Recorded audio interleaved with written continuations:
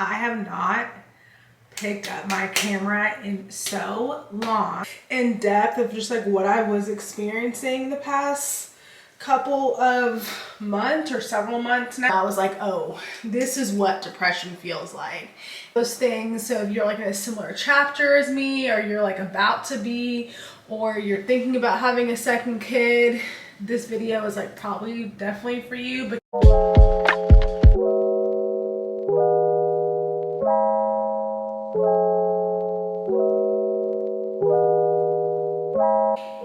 if you're new here, my name is Cece. I am a mom. I live in Nashville, around being a mother, fashion, beauty, all those things, all those fun topics. So please subscribe. If you've been following me on Instagram, you know why I probably haven't gone. You know, YouTube is like a passion project for me.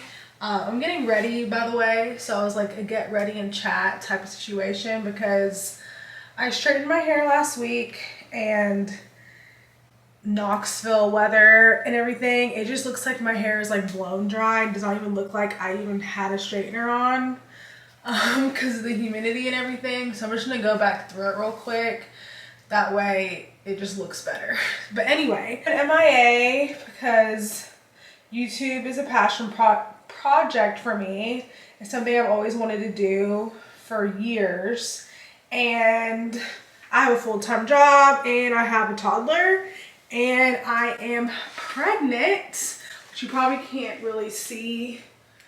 I don't even know my belly if you can see it in this, but I'm pretty far along and I am pregnant with another boy, which is really exciting. I've talked a little bit about things on my Instagram, but kind of wanted to make a video to go a little bit more in depth of just like what I was experiencing the past couple of months or several months now. Because, you know, everyone knows, if you've been pregnant before, you know how pregnancy brains on a whole different level, how survival mode you are that first trimester, and maybe even longer, because you're just trying to just get through it. So feeling as a second time mom, all those things. So if you're like in a similar chapter as me, or you're like about to be, or you're thinking about having a second kid, this video is like probably definitely for you, because I'm gonna be very honest and transparent, as I always am on YouTube. I just feel like YouTube is a good platform from that, because the long form video makes where I can talk. So I'm gonna go get my straightener. I think it's in my suitcase, and be right back. Where do I even begin? I guess I should backtrack to even before I got pregnant to kind of just talk about, been thought about having a second kid. And if you've been following me for a while, or if you know me, or whatever the case may be, you know that I suffered from postpartum anxiety, and like I'm an anxious person as is. Had to do a lot of work on myself the past couple of years, just not to, you know, I feel like no one really talks about how much you have to kind of heal your inner child, and sometimes you're kind of doing it simultaneously as you have your kids, because things just get brought up and there's conversations that you didn't even know needed to be had until you have kids sometimes. So like where my headspace was at for a while, there was like, I mean, Grady is 2.5, and for a good, you know, part of his life, I really didn't know if I wanted a second kid, and I didn't know the timeline of it either, because I am 30 and I know women have kids at all ages. Like my mom had me at 38, but since my parents are older, I wanted to have kids a little bit on the not like super young side, but like not at 40, because my parents are older and I want them to know my kids. It'll give them the best chance to know my kids if I'm already like in this situation. You know, everyone's circumstantial. But anyway, I just like didn't really feel that feeling of, you know, wanting a second kid financially too. Like daycare is not cheap, and I know that's a temporary cost, and like you kind of just like make it work. You know, I'm a working mom. I want to stay a working mom. I'm already too much into my career to really be a stay-at-home mom. Greg is too much into his career to be a stay-at-home dad, and it's not in the cards for us to have one parent home.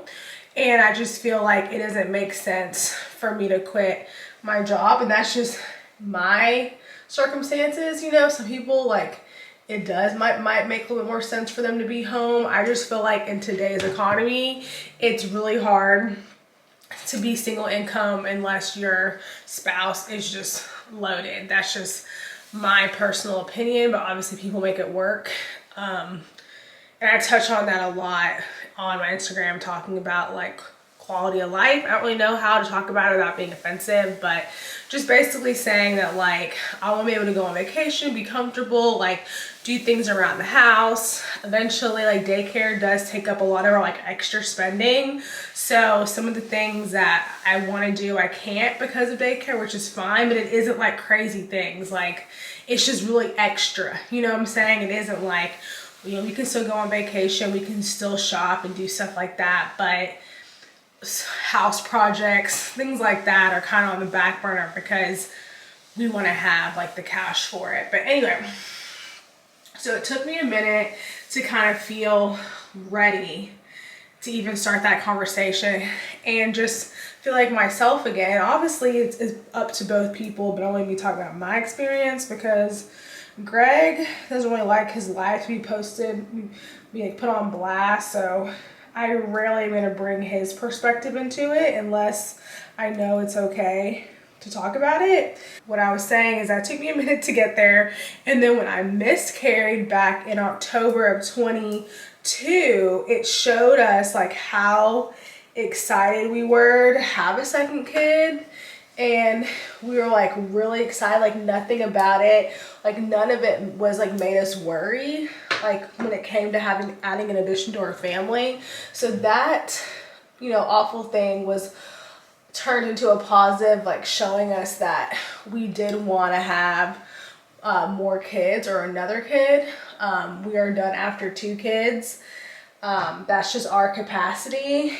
And I don't know how I would feel if I didn't have that miscarriage. I don't know if I would be pregnant now. I just was really on the fence between 2 and 1 kid. So if you're someone who's like me, you're not alone. I have a lot of friends who are kind of like me that kind of went back and forth for a while. Some are staying with 1, some are staying with 2, or 2 to 3, or whatever the number is. Fast forward to actually being pregnant and everything.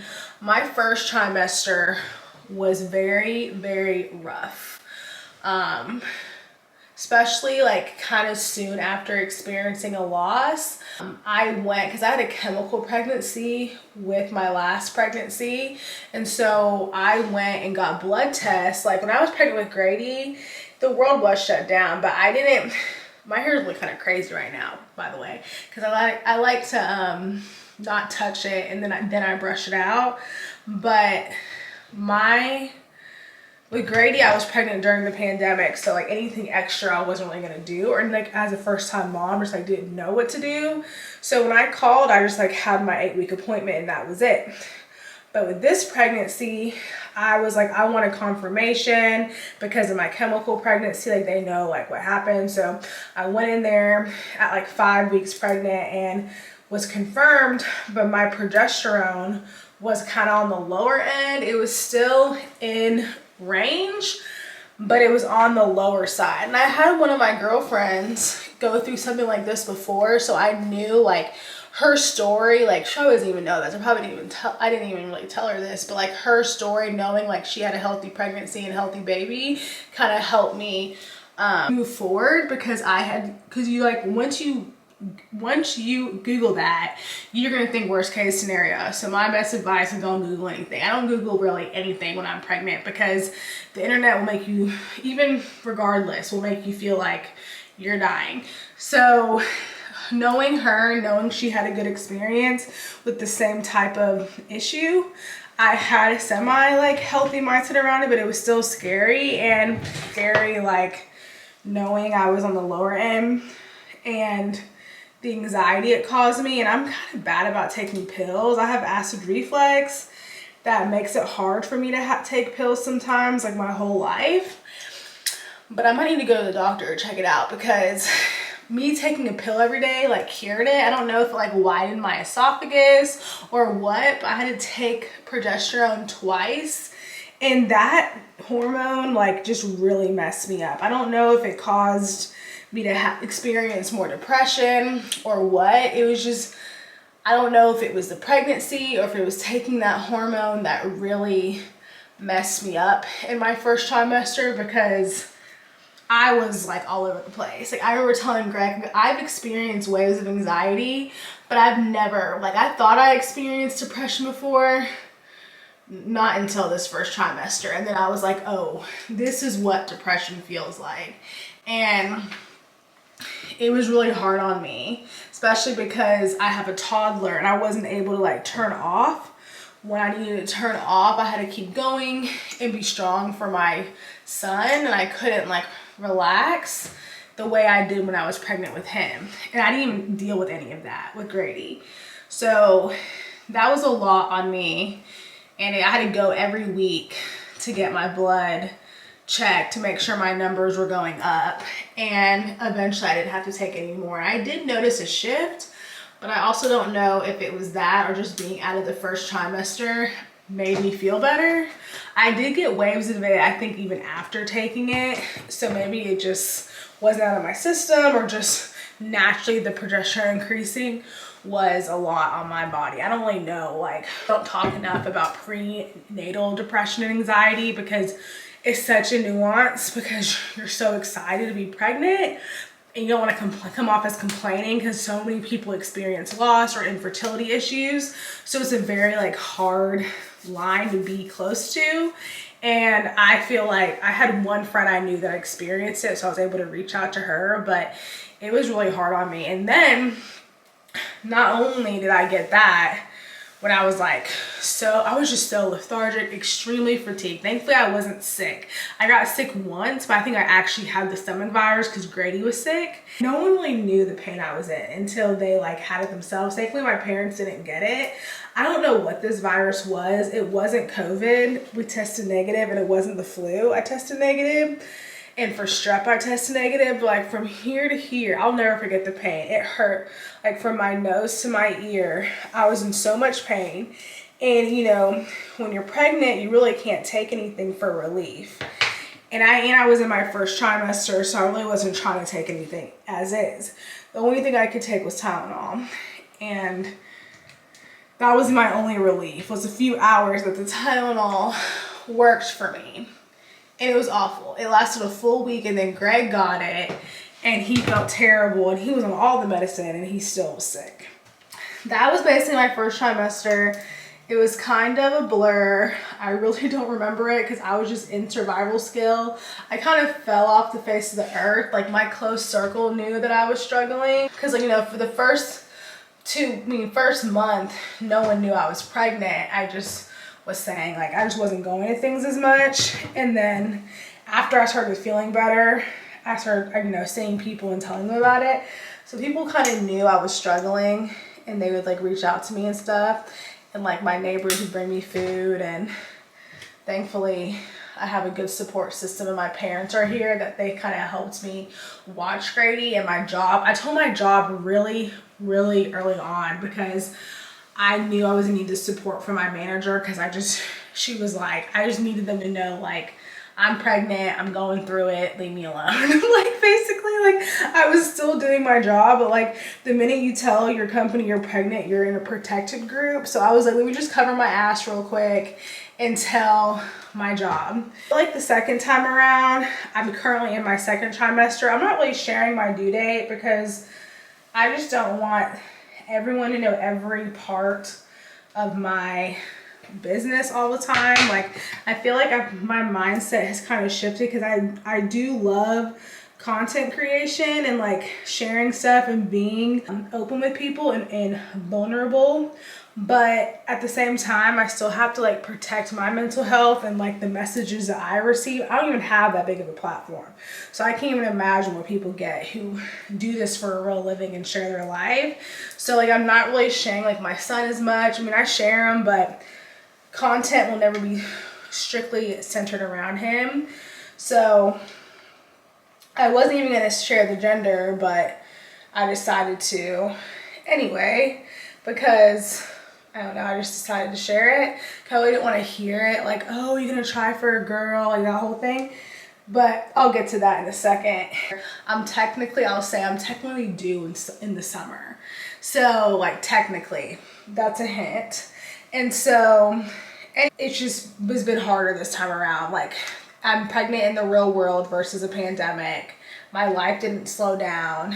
I have a child, and this is not coming off to complain. I just feel like not many people talk about it. I specifically asked 2 of my friends, like, how did you do this with like another kid? It depends on like your kids' ages and how your kid temperament is. I think it's all hard, like having the responsibility of another kid in general, no matter what the age is. But having a kid thick in the twos was like extra challenging. And Grady didn't understand. Like, if I was pregnant now, I think it would even be, I mean, first trimester now at 2.5, I think that would have been easier than when I was pregnant and Grady was like, had just turned 2.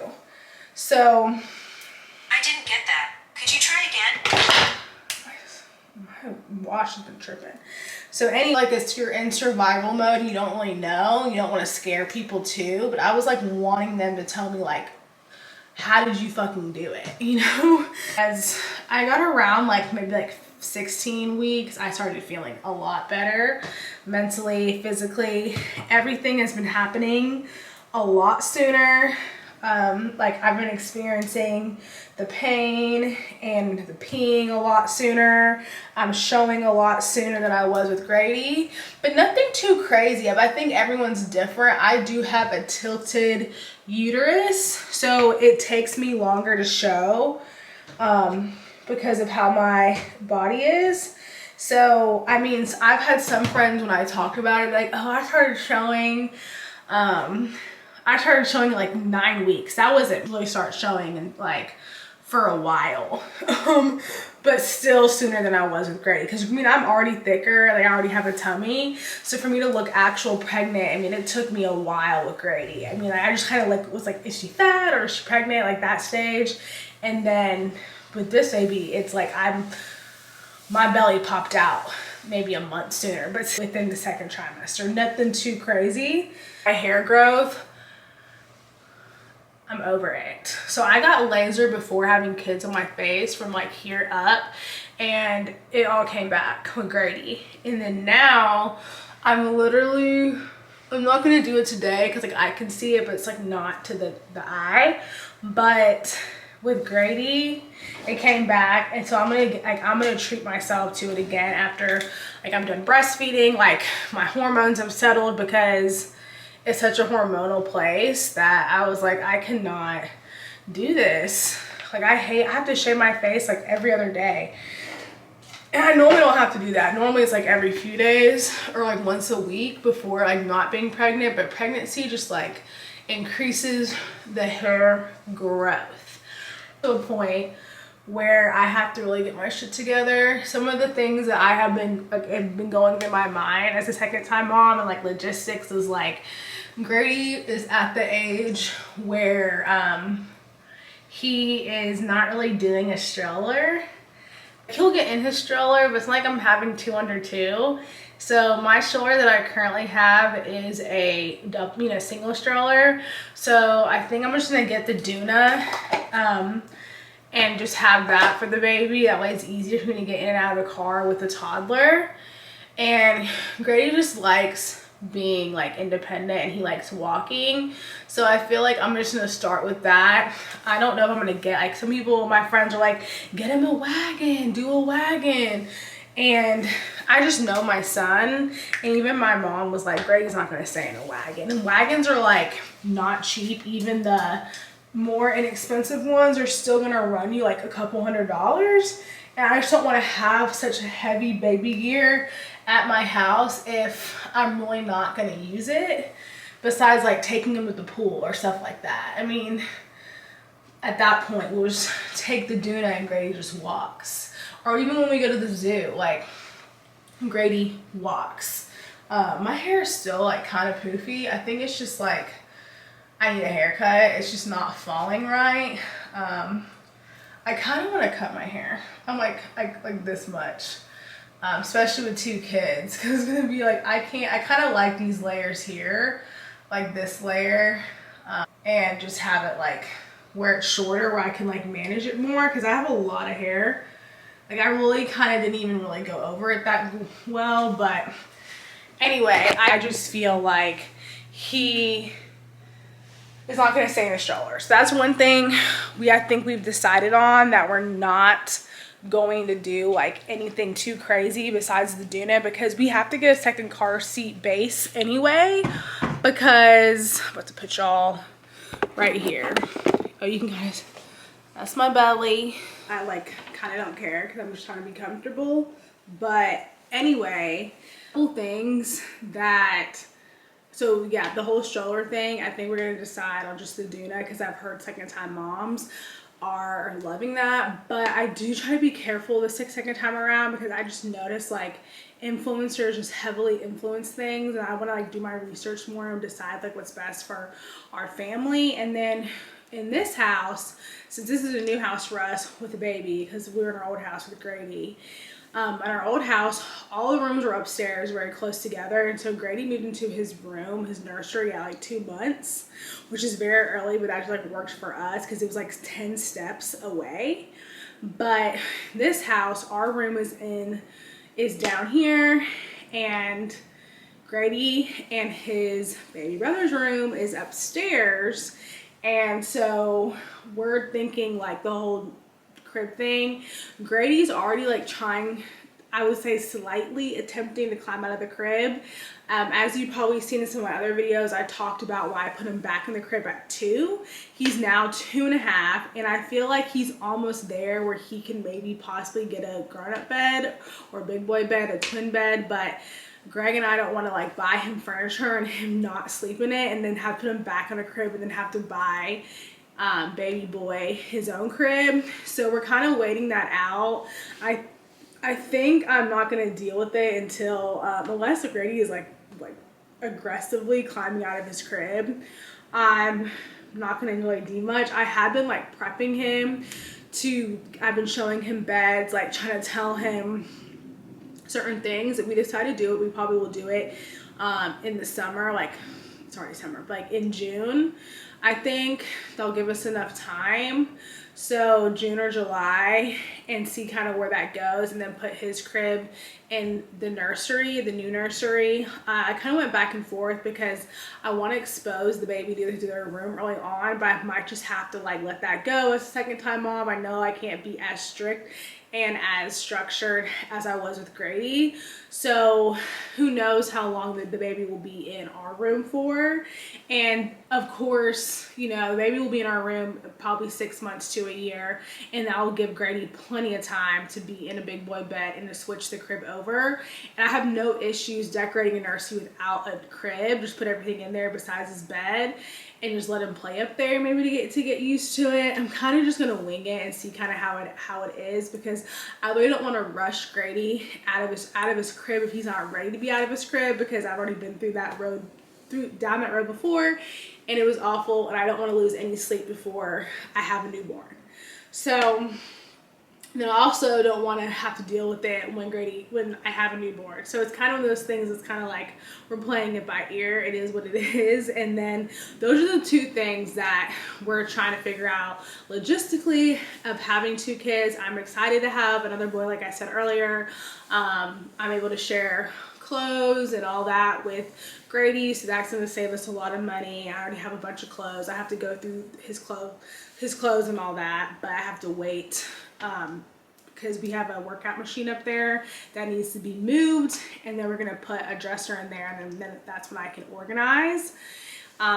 Something that I kind of touched on my Instagram was like, I don't know if I really feel like getting into depth with it now because I'm kind of over talking, but just talking about having like same gender kids, like all the questions that people ask because you have the same gender. I have friends who have like 2 girls who experience the same thing, and I'm really excited. I mean, I was a little disappointed it wasn't a girl because I wanted to experience both, but I didn't cry or anything. I wasn't that devastated. All I wanted is a healthy baby, and I think brothers are really cute. So it's like, I think sisters are cute. I mean, I have a brother and a sister, so I did like that dynamic as well. I really didn't care. Like, of course, you have these visions of like wanting a certain thing, but it's like, I feel like as a parent, as a mom, the lower your expectations, the better.